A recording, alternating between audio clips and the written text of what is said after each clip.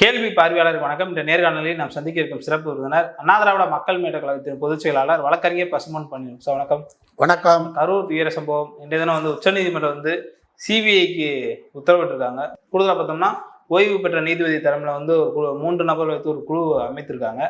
இது தமிழ்நாடு முழுவதும் தற்போது பேசுபொருள் ஏற்படுத்தியிருக்கு. இந்த சம்பவத்தை நீங்கள் எப்படி பார்க்குறீங்க?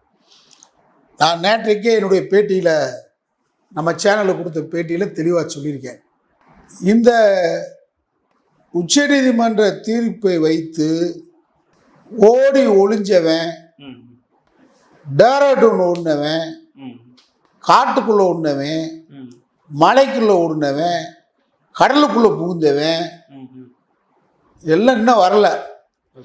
டேராடூன் ஓடினான் பாருங்க ஒருத்தன், சுரண்டும் லாட்டரி அதிபர் மருமகன், கோடான கோடி மக்களுடைய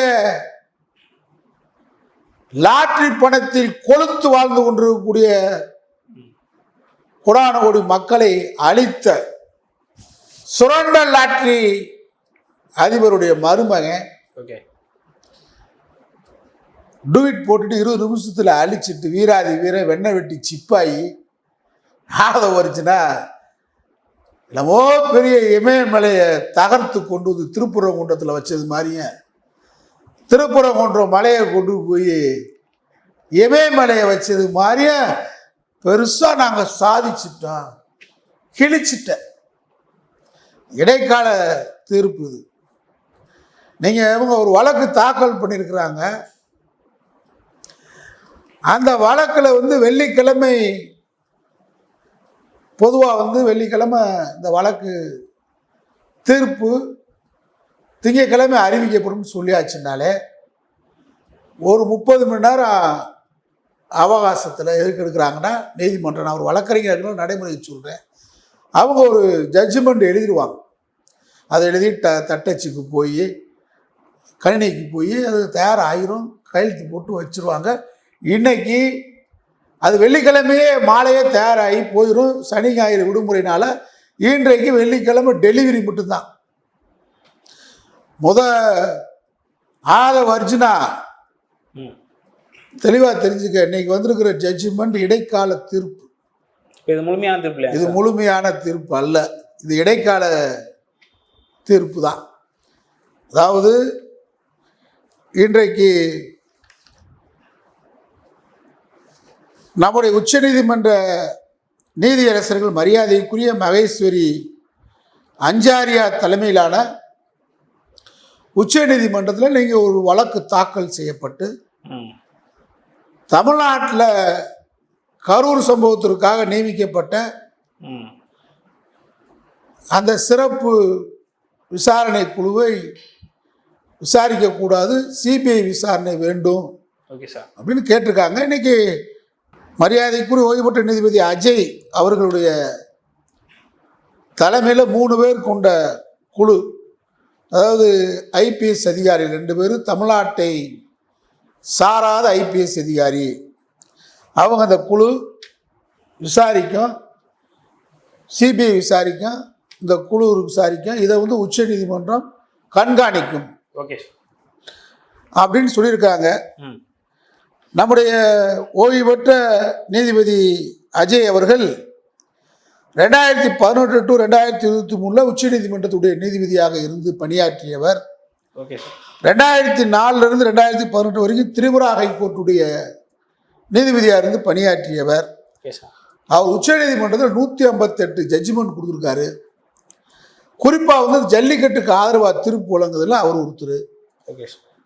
திருமணத்தை மீறிய உறவுகளை குற்றமில்லை அப்படின்னு சொன்ன ஜட்ஜ்மெண்ட் அவரு தான். கருணை கொலைக்கு உரிமைக்கு ஆதரவாக பேசியவர். முக்கியமான இதெல்லாம் அவருடைய பின்னணி. இதில் நம்ம தெரிஞ்சுக்கிற வேண்டியது என்னன்னு கேட்டால், இன்றைக்கு நீதிமன்றத்தினுடைய கவனத்திற்கு செல்லாதது என்ன அப்படின்னு கேட்டால், இது வெள்ளிக்கிழமை வழங்கப்பட்ட எழுதி வைக்கப்பட்ட தீர்ப்பு இன்னைக்கு திங்கட்கிழமை டெலிவரி தான். இது மாதிரி பல தீர்ப்புகள் இன்னைக்கு டெலிவரி பண்ணியிருக்காங்க, அவ்வளோதான். இது இடைக்கால தீர்ப்பு. இந்த தீர்ப்பு மாற்றப்படும் எப்படின்னு கேட்டால், நீங்க பிரபாகர், செல்வராஜ், பன்னீர்செல்வம் 3 பேரும் எங்களுக்கு தெரியாமல் இந்த வழக்கை தாக்கல் செய்திருக்கிறார்கள் என்று சொல்லிதான் இவர்கள் வாதம். இன்றைக்கு உச்சநீதிமன்ற கவனத்துக்கு அது இன்றைக்குத்தான் சென்று கொண்டு செல்லப்பட்டிருக்கு. விசாரணை தொடரும் என்று சொல்லியிருக்கிறார். இதனுடைய எவ்வளவு பெரிய ஃப்ராடு ஆதவ் அர்ஜுனா, லாட்டரி சீட்டு அதிபருடைய மகன், எவ்வளவு பெரிய ஃப்ராடை பண்ணியிருக்காரு பாருங்க. மனுதாரர்களுக்கே தெரியாமல் அவர்கள் பேரில் வழக்கு தொடரப்பட்டுள்ள என்ற செய்தி வெறும் அதிர்ச்சியை தாண்டி இந்திய நீதித்துறையினுடைய அடிப்படையிலே கேள்விக்குறியாக்கும். மிகப்பெரிய ஒரு குற்றச்செயல் இது. சட்டத்தின் பார்வையில் கடுமையான குற்றங்களுக்கு வழிவகுக்கிறது. நீதிமன்றத்தை ஏமாற்றும் செயல், ஃப்ராட் அபான் த கோர்ட். இது ஃப்ராட் அபான் த கோர்ட் என்று அழைக்கப்படும் ஒரு மிக மோசமான குற்றமாகும். நீதி வழங்கும் அமைப்பையே திட்டமிட்டு ஏமாற்றும் இந்த செயல் நீதித்துறையின் மாண்பை குலைத்து அதன் மீதான நம்பிக்கையை சிதைக்கிறது. ஆதவ் அர்ஜுனா பின்னாடி இருக்கு புரட்டாசின்னு வாங்கி, புரட்டாசி நடந்துக்கிட்டு இருக்கு பார்த்துக்க. ஆடாத பேட்டியில் மோசடி, சீட்டிங் செக்ஷன் 420, நீதிமன்றத்தை ஏமாற்றி ஒரு குறிப்பிட்ட உத்தரவை பெறும் நோக்கில் நீதிமன்றத்தை ஏமாற்றி தான் இந்த சிபிஐ இன்றைக்கு நீங்க வாங்கியிருக்கீங்கன்றது பின்னாடி வரப்போகுது. நீதிமன்றத்தை ஏமாற்றி ஒரு குறிப்பிட்ட உத்தரவை பெறும் நோக்கில் இந்த செயல் செய்யப்பட்டிருப்பதால் இது மோசடி குற்றத்தின் கீழ் வரும். பொய் சாட்சியம், கிவிங் ஃபால்ஸ் எவிடன்ஸ் செக்ஷன் 191-192, நீதிமன்றத்தில் ஒரு பொய்யான தகவலை, அதாவது மனுதாரர்கள் தான் மனுவை தாக்கல் செய்தார் என்பதை போன்ற வாக்கு மூலமாக அஃபிடவிட் தாக்கல் செய்வது தண்டனைக்குரிய குற்றமாகும். வழக்கறிஞர்கள் சட்டம் 1961 அட்வொகேட்ஸ் ஆக்ட். இந்த செயலில் ஈடுபட்ட வழக்கறிஞர் தொழில் முறை நெறிகளை மீறியுள்ளார். Professional misconduct. இது நிரூபிக்கப்பட்டால் இந்திய பார் கவுன்சில் ஆஃப் இந்தியா மற்றும் மாநில பார் கவுன்சில் சம்பந்தப்பட்ட வழக்கறிஞரை கடுமையாக தண்டிக்கும். அவரது வழக்கறிஞர் உரிமம், லைசன்ஸ் டு பிராக்டிஸ் நிரந்தரமாக ரத்து செய்யப்படக்கூட வாய்ப்புள்ளது. இதுக்கு தூண்டுதல் செய்த விஜய் கைது செய்யப்படலாம். இதுக்கு ஆதரவாக செயல்பட்ட எடப்பாடி பழனிசாமியுடைய உதவியாளர் ஊராட்சி தலைவர், முன்னாள் ஊராட்சி தலைவர் கைது செய்யப்படலாம்.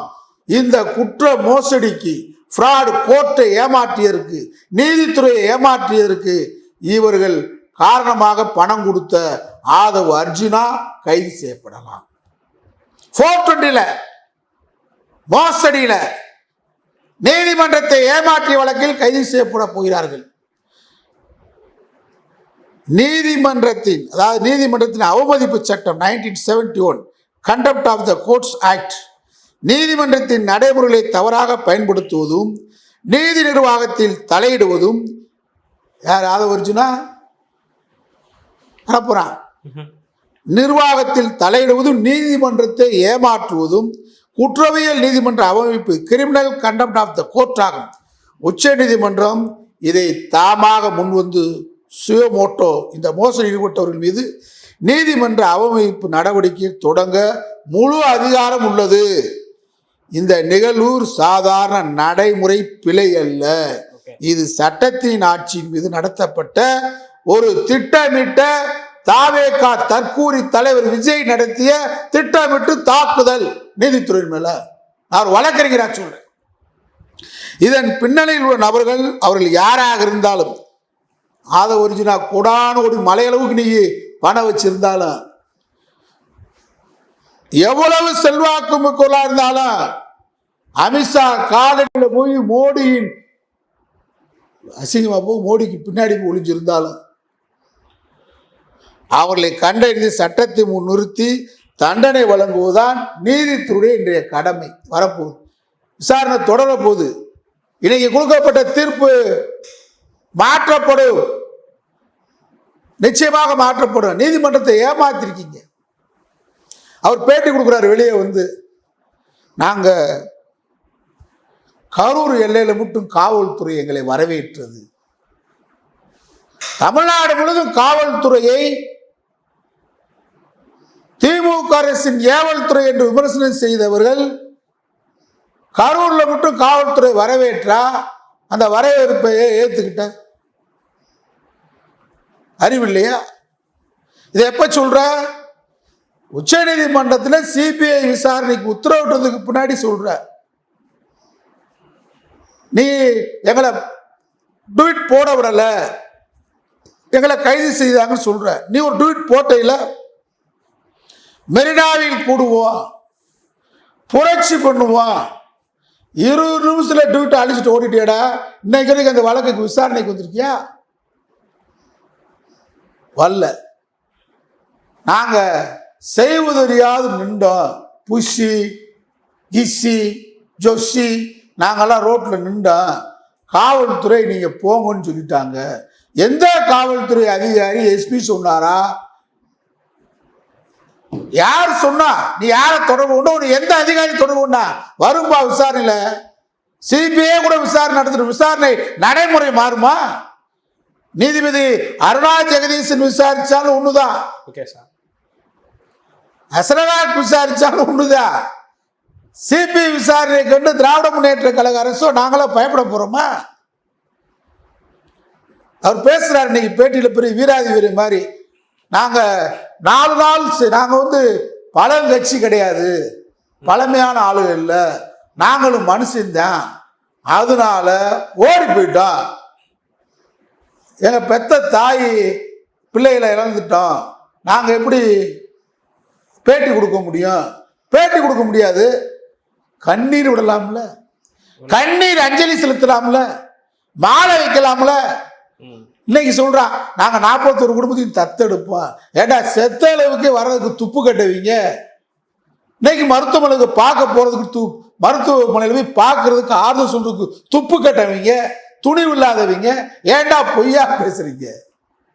பொய் பேசுறவன் திமுக ஆட்சியில அழகிரி மதுரையில் ஆட்டம் போட்டார், காணாம போயிட்டாரு. இன்னைக்கு அழகிரி சிங்க மாதிரி தான் இருக்காரு. அரசியல்ல கொஞ்சம் ஒதுங்கி இருக்கிறாரு, அவ்வளவுதான். அவருக்கு இன்னைக்கு மதுரையில் தென் மாவட்டத்தில் ஆள் இல்லாமல் இருக்கானா? குசி கூட சொல்லும் அழகிரிய தாவக்க அணில் குஞ்சுகள் தென் மாவட்டத்தில் இல்லாமல் போயிருவீங்க. அழகிரி மட்டும் உசுண்டு சொல்லட்டான். இன்னைக்கு அழகிரியை பிடிச்சி பேசியிருக்கான். அவரு அமைதியா இருக்காரு. கடல் அமைதியா இருக்குன்றதுக்காக சும்மா இருக்க. கொந்தளிச்சா சுனாமி வந்துரும்டா. தெற்க அழகிரி நினைச்சா தாவக்க அணில் குஞ்சு ஒரு போய் தாவ முடியாது, அணில் குஞ்சு இல்லாமல் போயிருவீங்க. அது மாதிரி செந்தில் பாலாஜி எதிர்காலத்தில் கிளீன் பண்ணி, செந்தில் பாலாஜி கால் ரோமுத்து மயிரோ கூட அணில் குஞ்சுகளும் தாவேக்காவும் கொடுக்க முடியாது. என்ன நடந்துச்சு அதை பேசுறா. டெல்லியில் உட்காந்துக்கிட்டு இன்னைக்கு ஆதரிச்சு நான் பேட்டியில் சொல்றா, நாங்க செந்தில் பாலாஜியை அழகிரியை கிளீன் பண்ண. அழகிரி நீங்களா கிளீன் பண்ணீங்க? தம்பி நாளைக்கு ஆணையிட்டால் அண்ணனுக்கு, தம்பி நம்முடைய மாநில முதலமைச்சர் ஸ்டாலின் அண்ணன் வா என்று ஆணையிட்டால் நீங்களே இருக்கடம் தெரியாமல் போயிருவீங்க. அதெல்லாம் யாரும் வம்புழுக்காத. நடந்த சம்பவம் உங்களால நடந்துச்சு. நாங்க 3 to 10 கரெக்டான டயத்துக்கு வந்துட்டோம். அப்புறம் ஏன் உங்க அபிஷியல் ஐடியில புஷி 12 மணிக்கு கரூர்ல பேசுவான்னு சொன்ன ரெக்கார்டு இருக்கு. எங்களுக்கு சிபிஐ விசாரிச்சாலும் நீ இப்ப எங்களை முடக்க சதி பண்ணாங்க. இன்னைக்கு பேட்டி இல்லை, அதை ஒரிஜினா திராவிட முன்னேற்ற கழகம் ஆட்சியும் கட்சியும் எங்கள் தாவேக்காவை முடக்க சதி. நீங்க தான் முடங்கிட்டாங்க.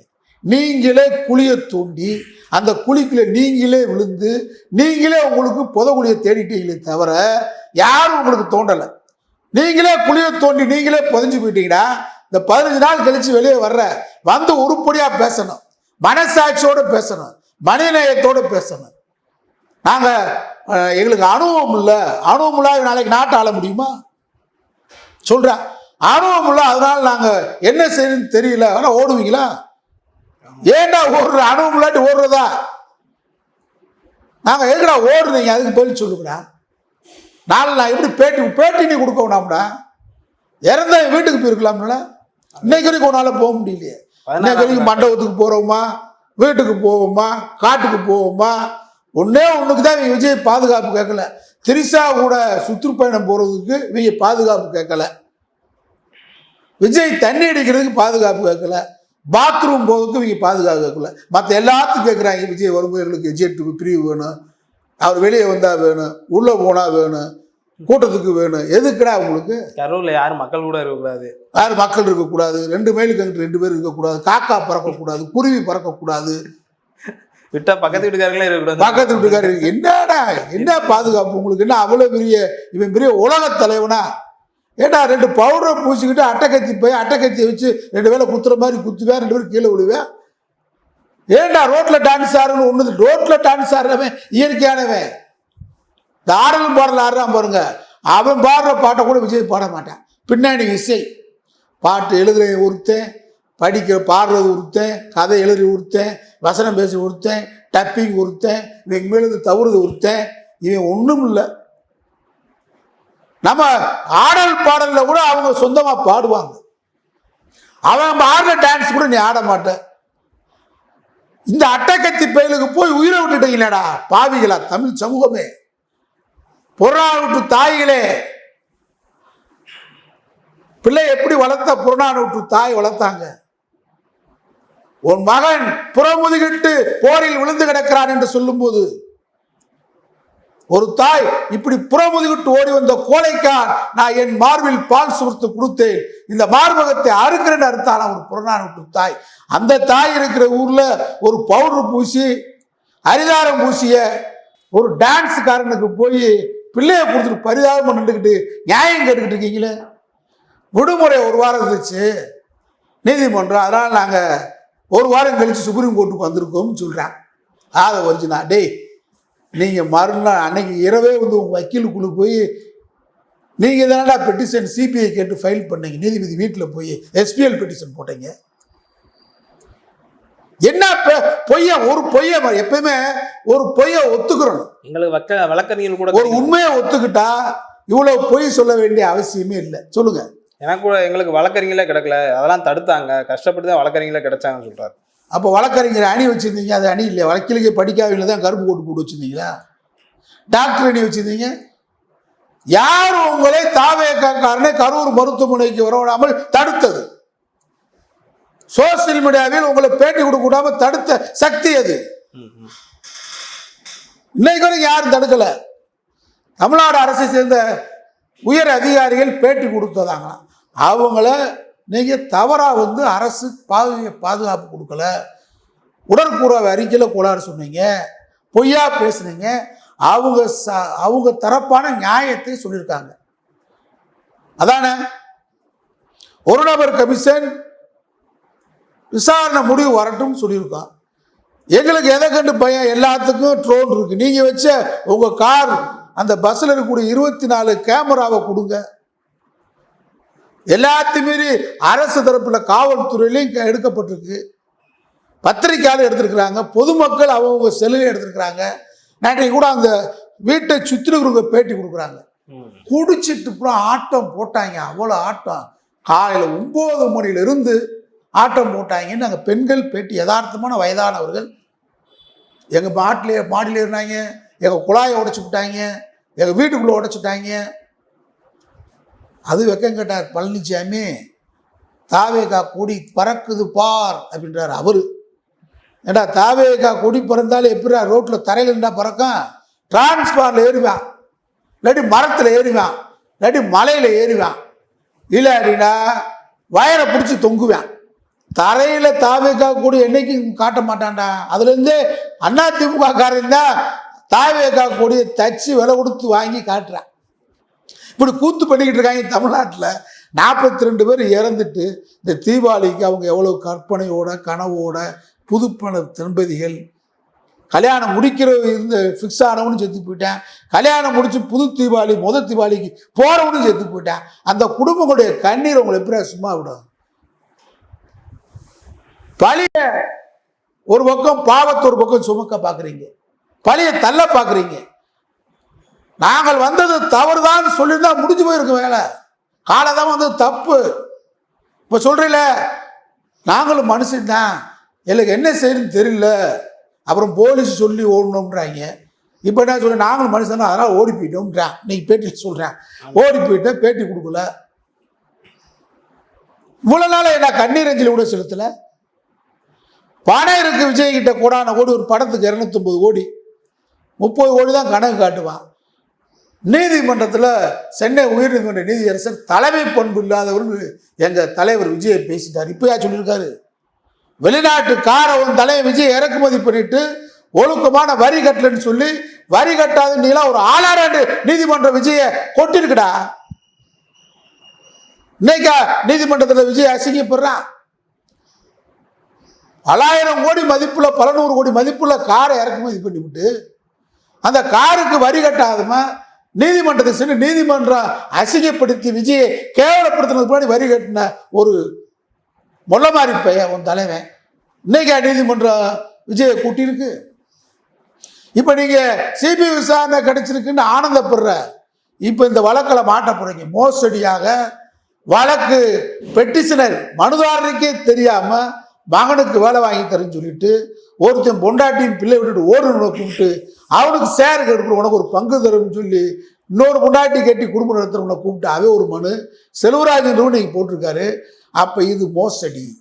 நீதிமன்றத்தை ஏமாத்திருக்கீங்க, இந்திய உச்ச நீதிமன்றத்தை ஏமாத்துறீங்க. அஃபிடவிட் தாக்கல் பண்ணி இதுக்கு மாட்ட போறீங்க. நீங்கள் வரிசையாக தப்பு பண்ணிட்டே போறனால நீங்கள் ஒரு தப்பை ஒத்துக்கிட்டு ஒரே தவறு, நாங்கள் காலமும் தப்பு, மன்னிகள் மக்களே அப்படின்னு சொல்லியிருந்தா இவ்வளோ பிரச்சனை இல்லை. இப்போ ஓடுற சிபிஐ விசாரணை கண்டு நாங்கள் இப்போ எந்த விசாரணை கண்டு திமுக பயப்படும் போது? சர்க்காரியா கமிஷன் விசாரணை திமுக அஞ்சிச்சா? ராஜீவ்காந்தி கொலை வழக்கு ஜெயின் கமிஷன் போட்டா திமுக அஞ்சிச்சா? எந்த விசாரணையை கண்டும் அஞ்சாத இயக்கம். இப்போ நீ மாட்டிட்டீங்க, எங்களை முடக்கிறாங்க. திமுக முடக்கலை. மாண்புமிகு முதலமைச்சர் ஸ்டாலின் மேல நாங்கள வருத்தமா இருக்கோம். இவங்க ஒன்றையனா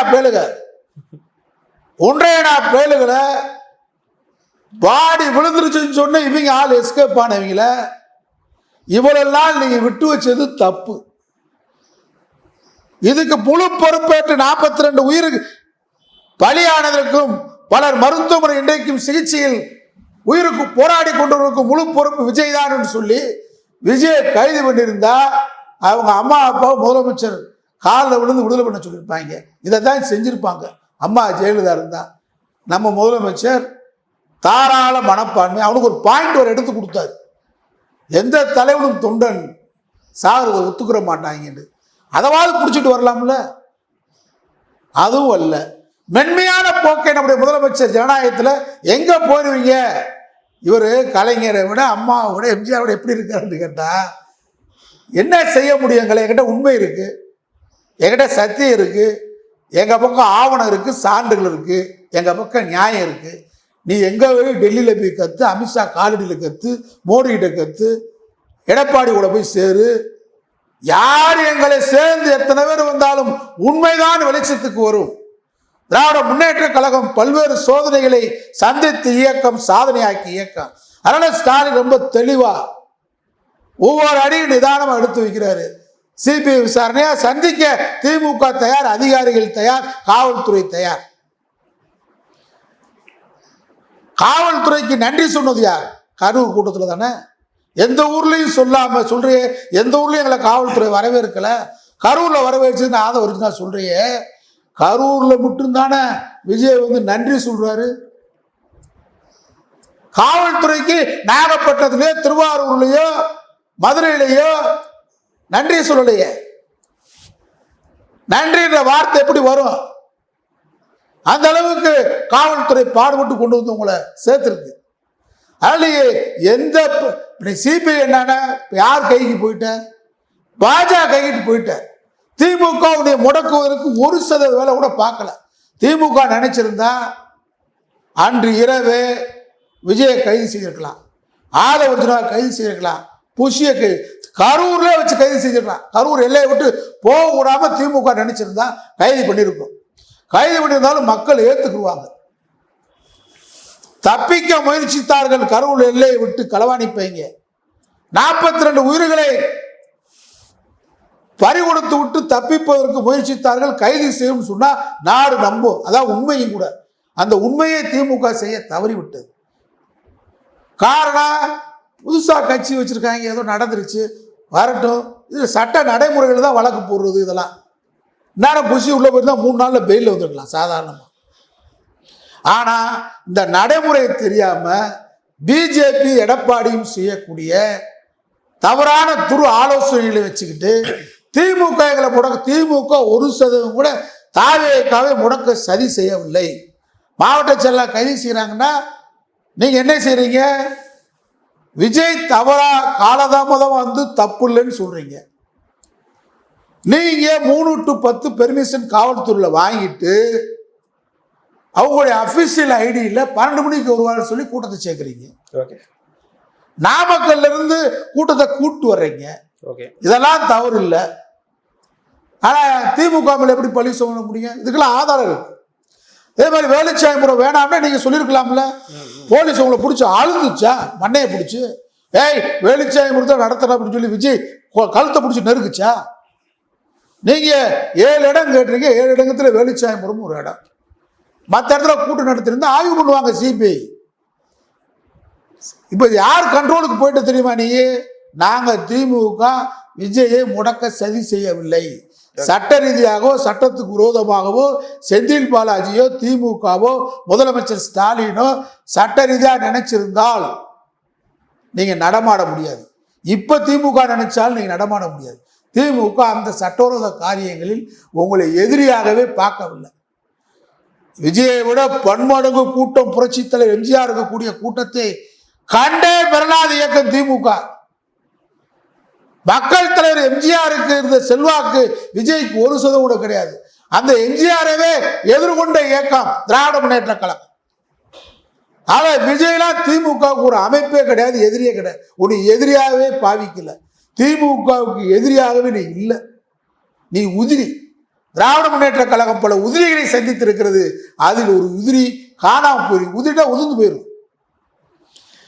2026 தேர்தலோடு விஜய் தாவேகா என்ற உதிரி காணாமல் போய்விடும். அந்த உதிரியை திராவிட முன்னேற்ற கழகம் கணக்கில் எடுத்துக்கொள்ளவில்லை. அவர் நாளொரு மேடையும் பொழுது வண்ணமாக நாட்டு மக்களின் நலன் கருதி அடுத்த தேர்தலில் அடுத்த தலைமுறையை சிந்தித்து செயல்பட்டுக்கூடிய ஒப்பற்ற தலைவராக திராவிட மாடல் முதலமைச்சர் செயல்பட்டு இருக்கிறார். நீ பழி அங்க போட்டுலான்னு பார்க்குற. பழியை போடுறதுக்கு உங்களுக்கு சட்டியில ஒன்றும் இல்லை, அகப்பில் இது வராது. உண்மை உறங்காது, நிச்சயமாக உண்மை பேசும். திமுக உங்களை முடக்க நினைக்கல. திமுக நினைத்தால் தாவேகாவை முடக்க முடியும். இது எங்களுக்கெல்லாம் தெரியும். ஆனா அவன் நினைக்கல. நினைச்சாலே ஸ்டாலின் நினைச்சாலே முடங்கிடுவீங்க நீங்க. ஆனா இப்ப எப்படி முடங்கி நீங்களா முடங்கிட்டீங்க இந்த 15 நாளா. இப்பையும் சிபிஐ விசாரணை இடைக்கால தீர்ப்பு தான். இந்த தீர்ப்பு மாற்றப்படும். நீங்க உச்ச நீதிமன்றம் ஏமாற்றிய வழக்குல தாவேகா விஜய் உட்பட ஆதவர்ஜுனா உட்பட அனைவரும் சிறைக்கு செல்ல போறீங்க. எல்லாமே நீதிமன்ற நடவடிக்கை எடுக்க போகுது. திமுக அரசு எடுக்க போறது இல்லை. உச்ச நீதிமன்ற உத்தரவை நிறைவேற்றுற இடத்தில் தமிழ்நாடு அரசு இருக்க போகுது. நீங்களே அசிங்கப்பட போறீங்க, கேவலப்பட போறீங்க, சிறைக்கு போறீங்க. மோசடியாக 3 பேருக்கு தெரியாமல் பெட்டிஷனருக்கே தெரியாம போட்டிருக்கீங்க. இந்த வழக்கு விசாரணைக்கு வரப்போகுது. அதை விட சிபிஐ விசாரணை என்பது விஜய் கழுத்தில் வைக்கப்பட்டிருக்கக்கூடிய ஒன்றிய அரசு, சனாதன பாஜக அரசு, சனாதன அரசு விஜய் கழுத்தில் வச்சிருக்கக்கூடிய கத்தி தான் சிபிஐ. இந்த சிபிஐ விசாரணை மூலம் உனக்கு உண்மை கிடைக்குமா? ஒன்றிய அரசு உன்னை பிடிமான வச்சுக்கிடுவான், உன்னை கொத்தடிமா வச்சுக்கிடுவான். இதை காமித்து உன்னை மிரட்டி உன்னை முடக்க போறது பிஜேபி, அமித்ஷா. சிபிஐ விசாரணையில் என்ன வந்திருக்கு தெரியுமா? விஜய், ஆதவர்ஜுனா எல்லாம் நீங்க தான் ஃப்ராட் பண்ணியிருக்கீங்க. நீங்க இந்த தீர்ப்பு வந்தால் உள்ள போயிருவீங்க. இங்க பாஜக சேர்றீங்களா, கட்சியை கலைக்க போறீங்களா, என்ன செய்ய போறேன்னு பேரம் பேச போறான். சிபிஐ விசாரணை என்பது பாஜகவுக்கு லாபம், விஜய்க்கு முடக்கம். திமுகவுக்கு எந்த விதமான லாபமும் இல்லை, நஷ்டம் இல்லை. திராவிட முன்னேற்ற கழகம் சட்டத்தின் ஆட்சியை நடத்தி கொண்டிருக்கிறது. நன்றி சார். நன்றி.